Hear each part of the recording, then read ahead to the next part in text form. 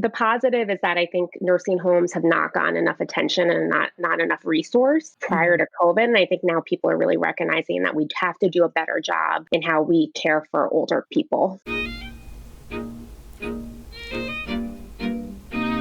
Hello, everyone. I'm Angela Rosa DiDonato. And I'm Marian Leary.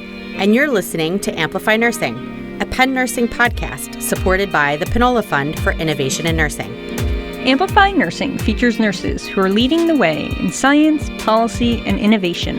Our guests defy stereotypes, define practice, and disrupt convention. We highlight the breadth and depth of nursing influence on society by amplifying nurses who are pushing boundaries and breaking down barriers to build a new paradigm. This week, on another special episode of Amplify Nursing, we talk with Dr. Pritma Dhillon-Chattha and Dr. Brighid Gannon. When the world shut down for the COVID-19 pandemic, these entrepreneurial nurses saw a need. Dr. Gannon, a psychiatric NP, was inundated with requests for treatment and struggled to meet the demand. Partnering with Dr. Dhillon-Chattha, together they focused on improving access to mental health treatment. Today, we speak with them about their Project Lavender, the trauma suffered by healthcare workers during this pandemic, and creative solutions for improving mental health. Hi, Brighid and Pritma. Thank you so much for coming and talking with me today. Thanks for having us, Angela. Yeah, thank you. It's really exciting for the three of us to get back together. We were all colleagues when we did our doctoral work at Yale. So I have missed seeing you guys terribly. I'm really excited to talk to you about all the things. So why don't we start, Pritma, why don't you talk a little bit about how you came into nursing? Yeah, sure.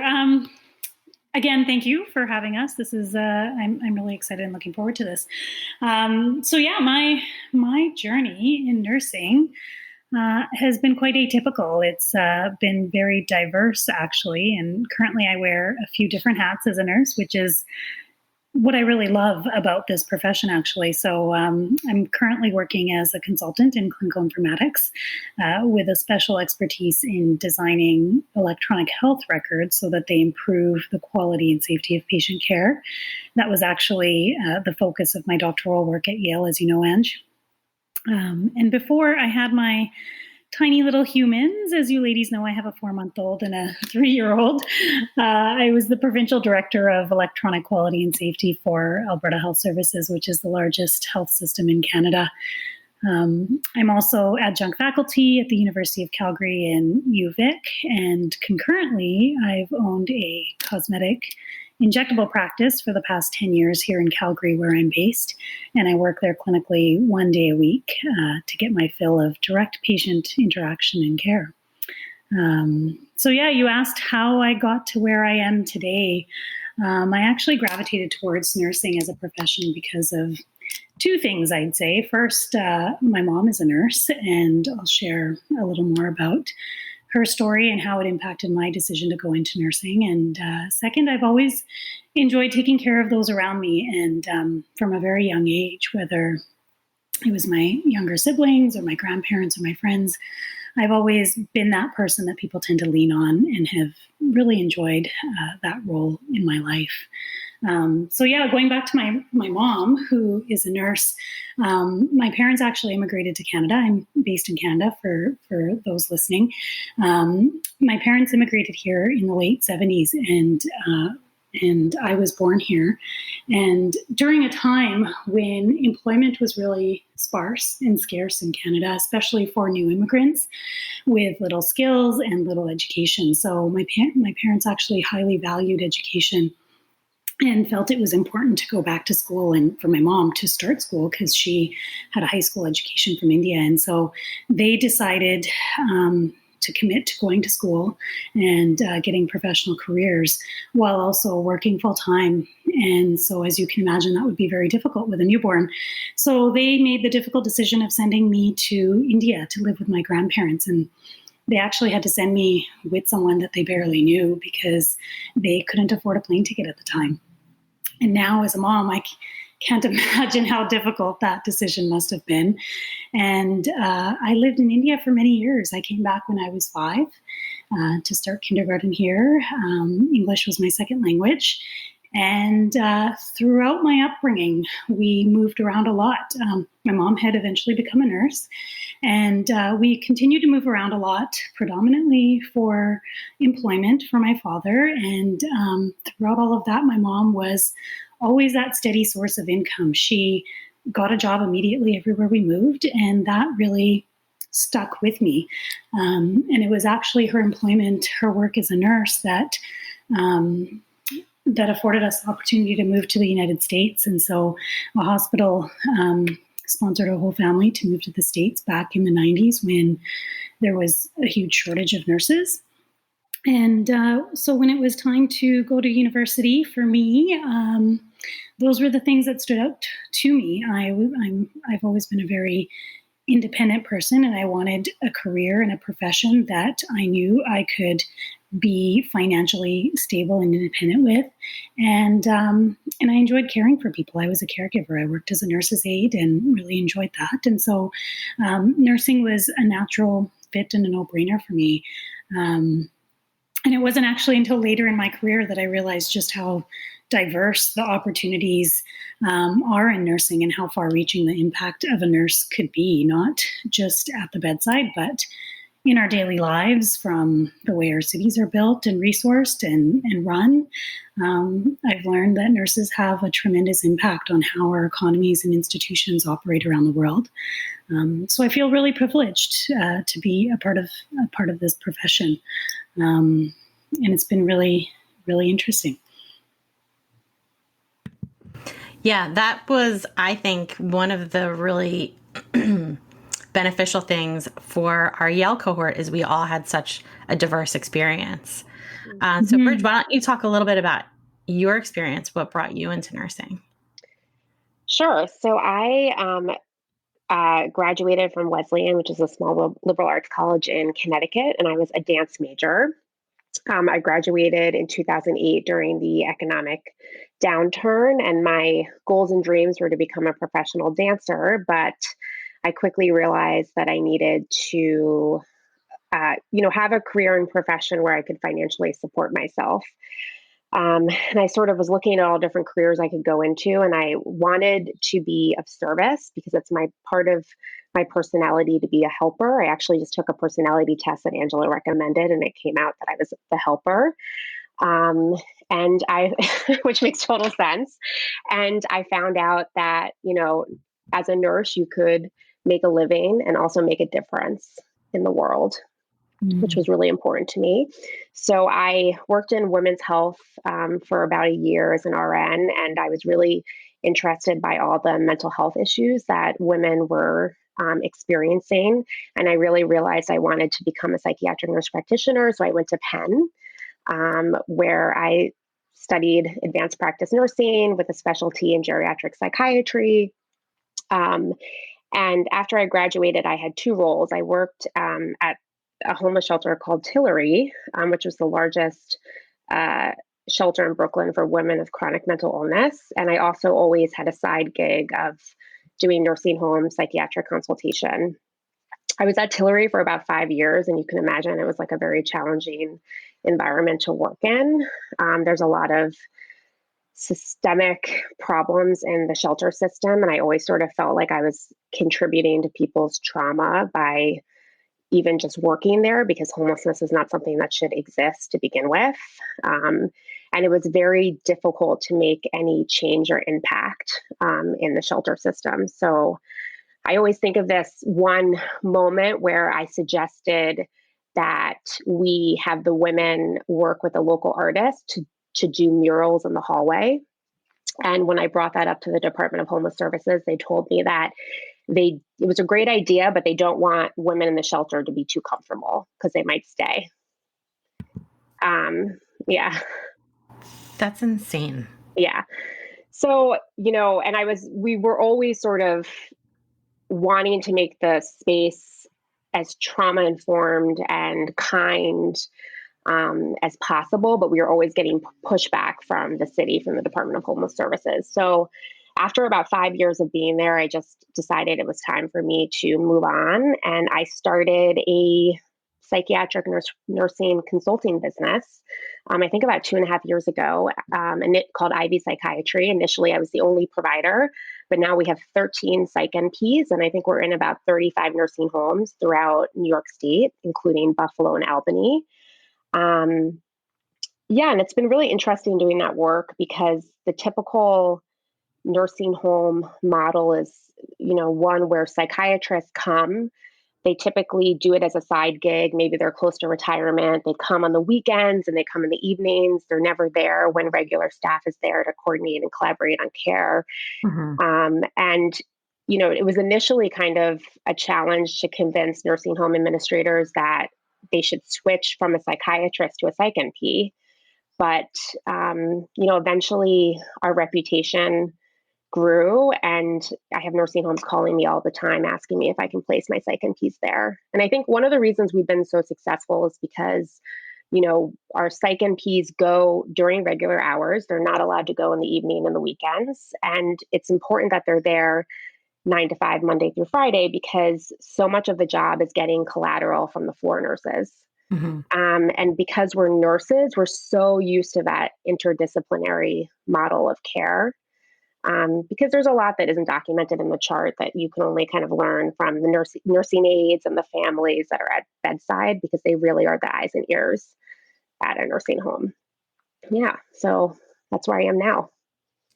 Yeah, I love that approach, that you are getting as much information as you can about the patient from sources of information that are really close to the patient and concerned about the patient in different ways. You know what I mean? Taking care of patients at the bedside, you learn so much from the family. Oh yeah. I mean, I was like thinking this morning about why the psych NP works so well in nursing homes. And I was remembering this one patient case where I was taking over for a psychiatrist. The patient was having all these hallucinations about men coming into her room, and he had her on all these antipsychotics that were not working, and had diagnosed her with schizophrenia at like age 80. And I just thought to myself, she had no other documented mental health history. And I thought, it's really unusual for someone to turn 80 and just have schizophrenia. And she had been a very high functioning person prior. It just didn't really make sense to me. So I called her daughter, and within 5 minutes, we learned that she had a terrible domestic violence history. And it really was a trauma reaction. She was reliving the trauma of being abused by her husband. And that's why the antipsychotics were not working. So, we figured that out by having a conversation for 5 minutes with her daughter, and nobody had called her daughter to get some collateral about her mom. Right. So we took her off the antipsychotics, and we moved her to an all-female floor. And we said that no male providers could provide care for her. And, she still had some of those hallucinations, but she was much less distressed on a day-to-day basis. Yeah. Wow. That's incredible. And also so strange that it was such a complicated thing to figure out. Yeah. You know what I mean? But in a way, really simple too, Yeah. Really simple. Yeah. So how has, at the time that we are recording this, there is a multiplicity of things going on in our world that are extremely stressful, mentally exhausting, and complicating everything. So how has, I guess we'll start with COVID, and how has that changed how both of you are doing the work that you're doing? I don't know, Pritma, if you want to start. Sure. That's an excellent question. I'm glad you asked it, Angela. As you know, I'm in the digital health technology space, and I feel like what's been a decade now, we have been trying to improve the adoption of telehealth. We know the benefits of it. There have been HIPAA compliant platforms for a decade now. It just works. Of course, there's scenarios in which it doesn't work, but predominantly what the barriers to adoption have been regulation and unnecessary regulation, and insurance practices and billing practices. And so it's not really about the quality of care and patient outcomes. Telehealth can improve access, it can improve availability of care, and we've known this. And so with COVID right now, it's really exciting to see the disruption that's going on in this space. Perhaps the one good news story that's come out of COVID is the widespread adoption of telehealth and the deregulation of some of the barriers to access. And so telehealth can improve patient care in rural communities. It can improve patient care in seniors' health, where they otherwise cannot access care due to getting to appointments. And within the psychiatry space as well, where it helps reduce some of that stigma attached to physically going to a psychiatrist or a psychologist's office. And so I'm really excited about how telehealth will be impacted going forward, not only during this time, but it's here to stay now. I think COVID has brought about such significant change in this space where it would have probably taken another 5 years to get to this level of adoption, where we've done it pretty much overnight. So that really excites me for the access that it's going to provide and the capacity that it's going to offer, the increased capacity of care it's going to offer to our patients. So in Bridge, how is the pandemic affecting the nursing home population and because we've read so much about the really high rates of contracting the disease and unfortunately of people dying in nursing homes. Most of the people who have died have been from nursing homes. So how's that going in your space? Yeah, I mean, it's been really, really, really difficult and super traumatizing for staff and families and patients who are in the buildings. We've lost far too many patients. We've lost far too many staff members. We become nurses and caregivers because we want to serve and we care about people, but we didn't necessarily sign up to put our lives at risk and put our families' lives at risk. So people are struggling with a lot of feelings where they want to keep working, but they also have serious concerns about their safety because they are not necessarily always getting the right protective gear. So it's been really, really hard.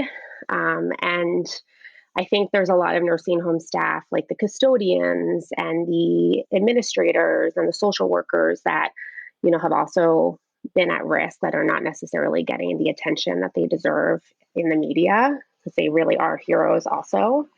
But it's been really, really difficult.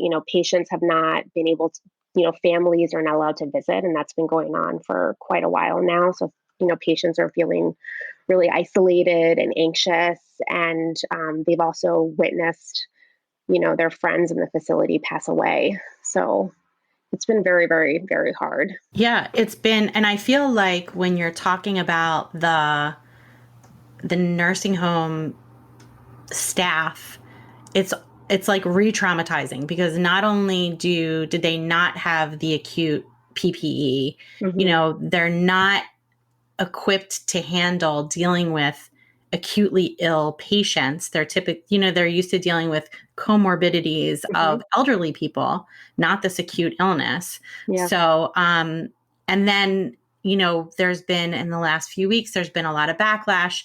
I know in Pennsylvania, the Attorney General is investigating some of the nursing homes. So it's like we were all consumed by this pandemic. Nobody knew what we were doing. We were trying to figure it out as we go. They had these terrible things happen, and now they're getting blamed for it as well.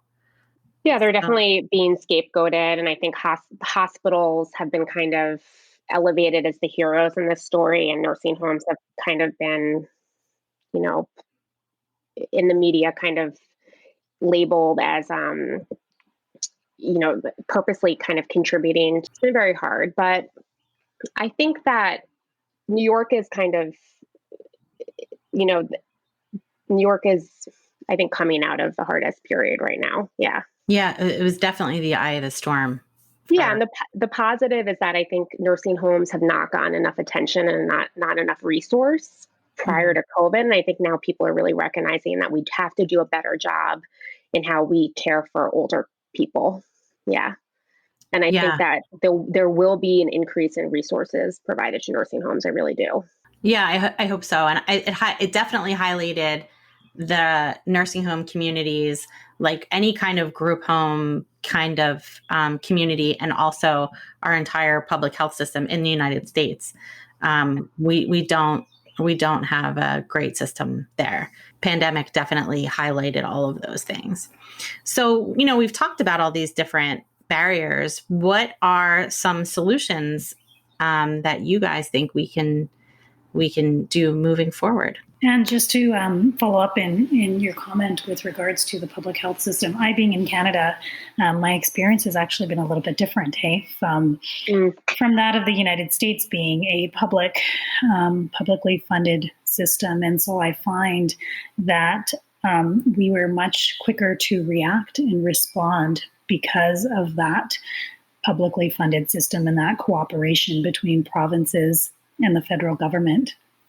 And so in many provinces, we were able to flatten the curve very quickly and respond very quickly. I know here in Alberta, we shut down everything on March 17th. And I think that was the same time that things got shut down in New York, yet we only had maybe a handful of cases.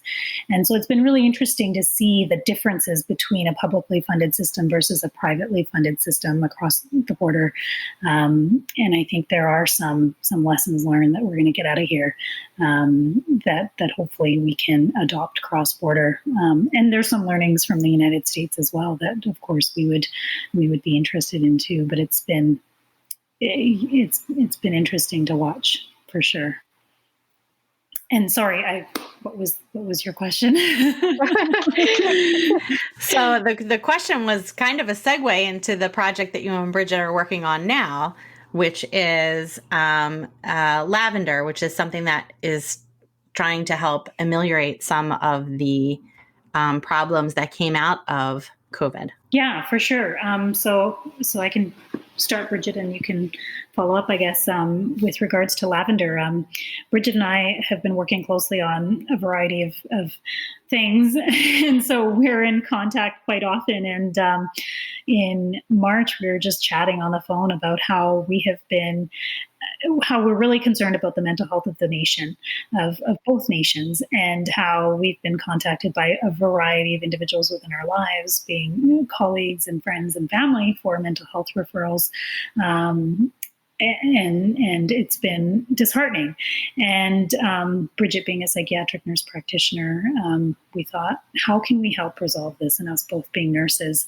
And so we actually decided to put our heads together and try to address some of these issues that we were hearing about from our colleagues and our friends and family about access to mental health care. And that's where Lavender was founded. So we launched a business amidst the economy crashing and the world crashing. And decided to go down this path. But it's been such a rewarding experience. It's been so interesting, and it's been amazing partnering with Brighid.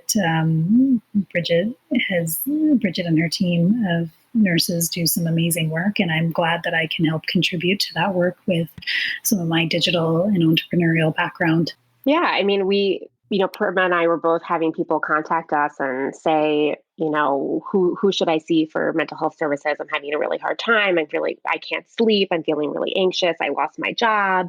And they were having tremendous challenges with access, right? Like they could not get psychiatrists and therapists to call them back, or the psychiatrist and therapist didn't have an email. They weren't very accessible or responsive. Or it was very price prohibited. It's not unusual in New York for a psychiatrist to charge you $350 to $500 for a medication appointment, So, I was telling Pritma about all of these incredible barriers that people were facing, that my friends and colleagues were facing when trying to access care. And we thought there has to be a better way to do this. And there is. And also it's not necessarily just psychiatrists and therapists, but it's also nurse practitioners, and it's not their fault either, right? The issue is that mental health as a healthcare space is so antiquated, right? It hasn't, there hasn't been much innovation in this space, and whether it be therapists, psychiatrists, or nurse practitioners that are practicing in this space, they don't have the expertise or the entrepreneurial kind of savvy to really address some of these gaps, right? And a lot of them are single practices. They're single provider practices. They can't handle the administrative burden of it, the marketing burden of it,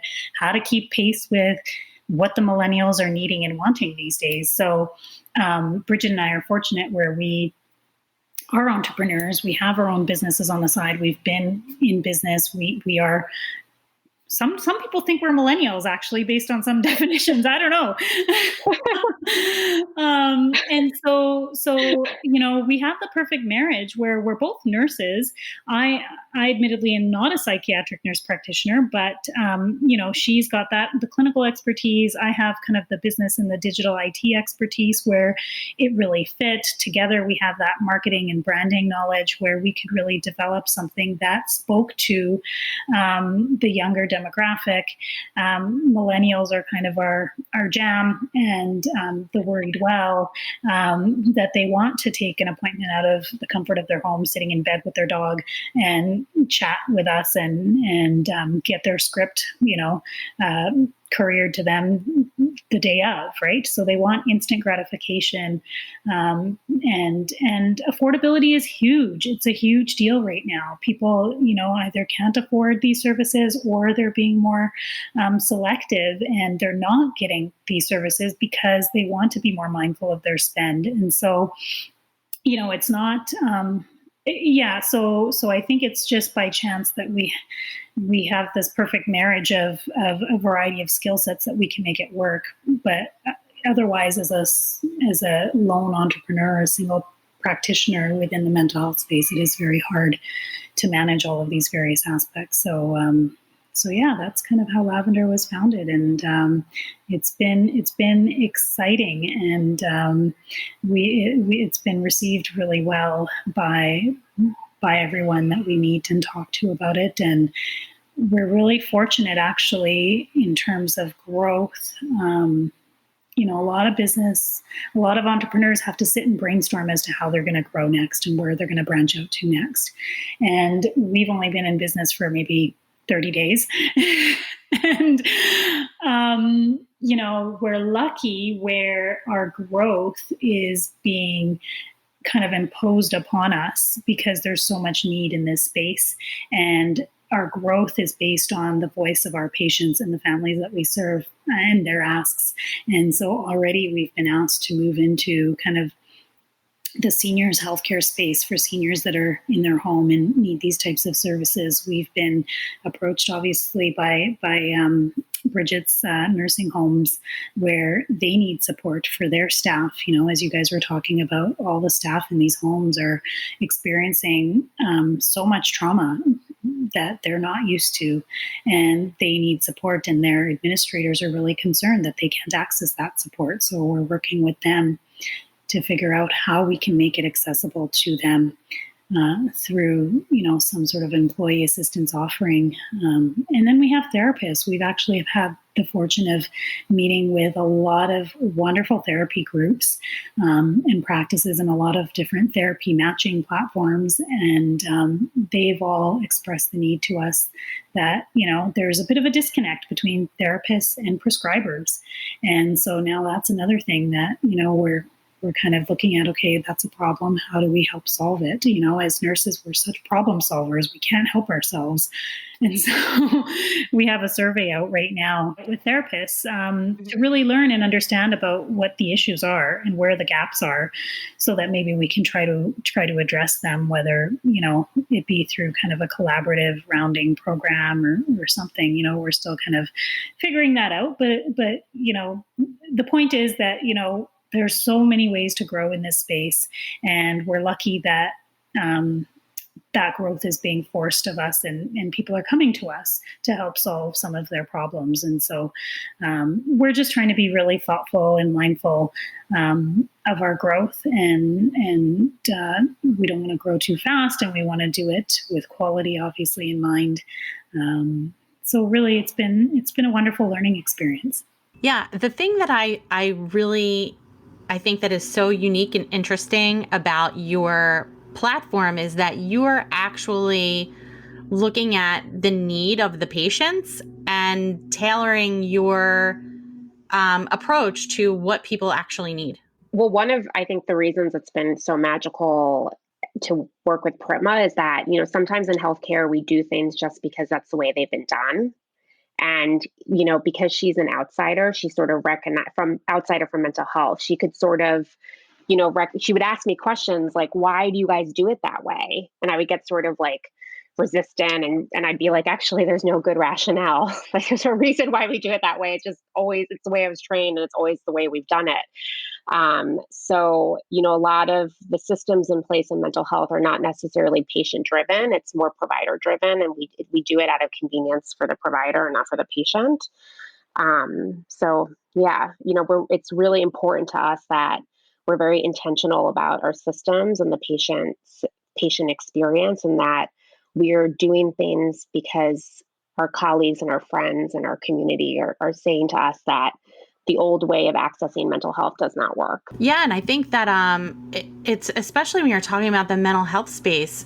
We talked before, Brighid, about re-traumatizing patients. Mm-hmm. They're having a really hard time. They realize they need help. They're reaching out for help. And then, there's all these things that happen that make it so hard for them to access the care that they need that it makes it even worse than if they didn't try at all. Yeah, you're already feeling depressed and unmotivated and super tired and anxious. Imagine then having to spend 2 weeks calling a million psych NPs and therapists and psychiatrists to try to access care. It's very, very frustrating and re-traumatizing. And then on top of it, Brighid and I are experiencing in our cities a lot of civil unrest that's been going on due to, racial tension in the U.S. So this is also adding to fuel to the fire of what was already a really difficult situation in the United States. Well, and I'd say that's more of it's become, and it always was a global issue, right? Yeah. And there's protests going on here as well. Yesterday, there was a protest here in Calgary. There's protests all over Canada, all over the globe. And it's an interesting time, and it only compounds the need for mental health care. There's studies from previous pandemics that show that isolation for extended periods of time significantly impacts one's anxiety and depression and mental health. And there's never been such an extended period of social isolation in my time. And now on top of that, it's being compounded by significant civil unrest.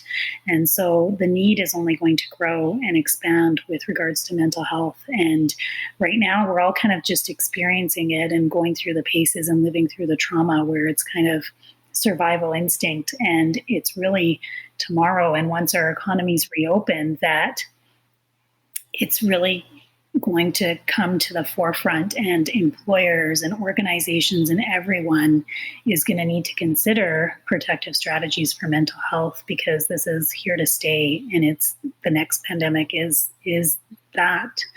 No, you said that so eloquently. The next pandemic is a mental health one for sure. And I think you're right, Pritma. People right now are kind of just surviving and living the day to day. But when things quiet down, when people start to go back to work, when there's less of the fear around COVID, I think that they'll have the time and the space and the capacity to finally process what's happened to them. And I think that's when we're really going to see a tremendous spike in people feeling very anxious and depressed and even like hopeless. The future is very uncertain right now. And I think people are feeling a lot of hopelessness.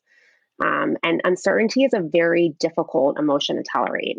Like, I know personally, I have a hard time not knowing what tomorrow will be like. You're absolutely right.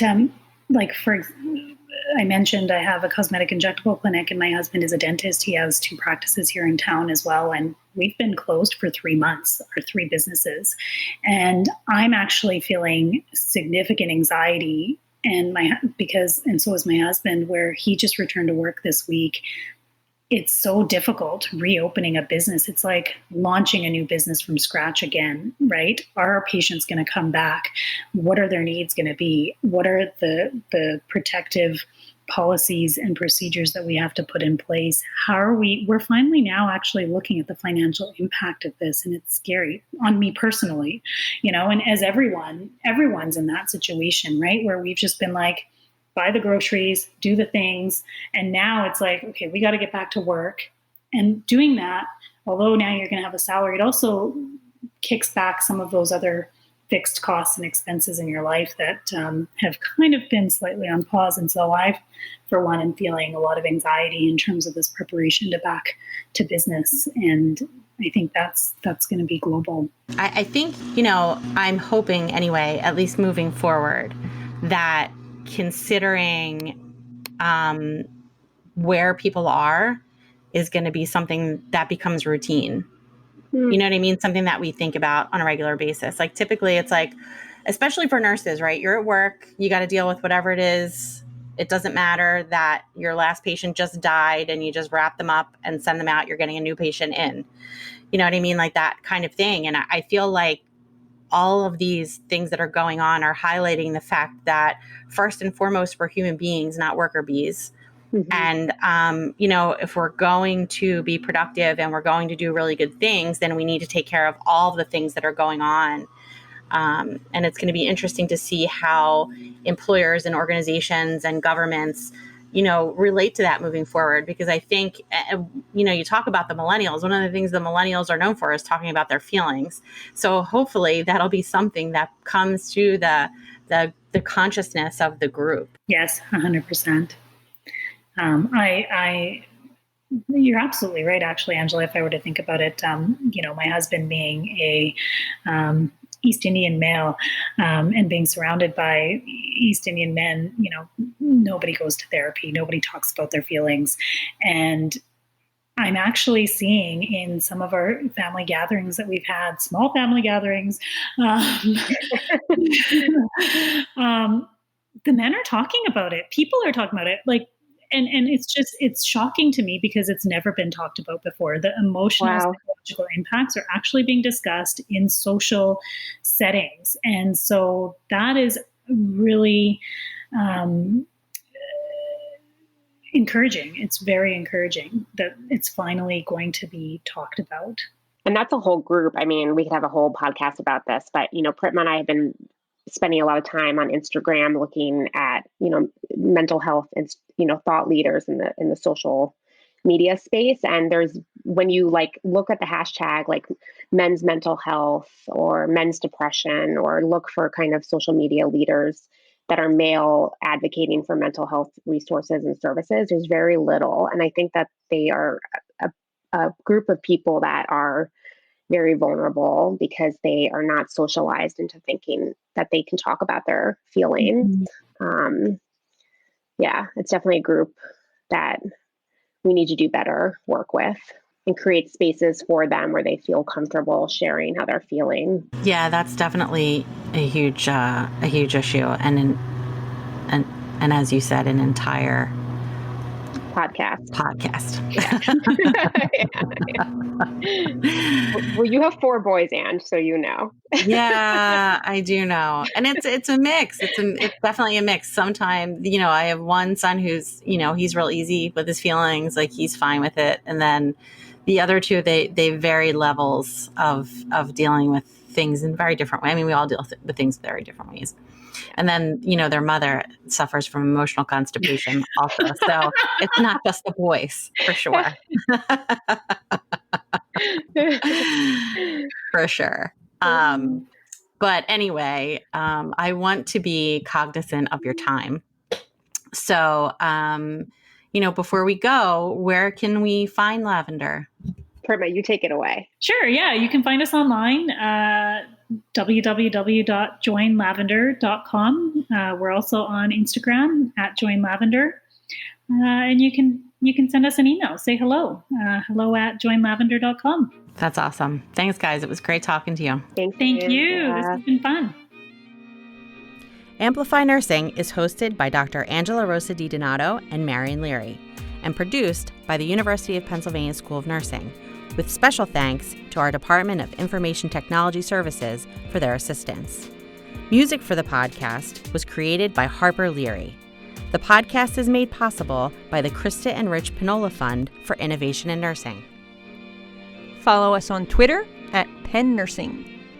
Until next time, keep pushing over, under, around, and through. We want to thank you for listening to the Amplify Nursing podcast and remind you to subscribe to the podcast on iTunes, Google Play, Spotify, or wherever you enjoy your podcast listening. And, if you can, please do us a solid and rate and review us as well. It will go a long way in amplifying our episodes.